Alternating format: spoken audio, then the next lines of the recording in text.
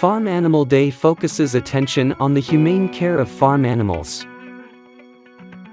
Now, if you grew up on a farm, you already have the knowledge surrounding farm life. A variety of animals have been domesticated and raised on farms for food or work. They provide us with eggs, milk, cheese, meat, wool, leather, and other products. Farmers invest in their livestock from the time they're born, providing nutritious food and ensuring robust and healthy development for them to grow. They are continually educating themselves about the livestock they raise so they can provide them with the best care possible.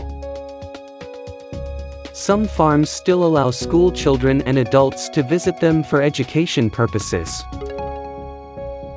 Remember, farms are still very important to sustain our daily lives.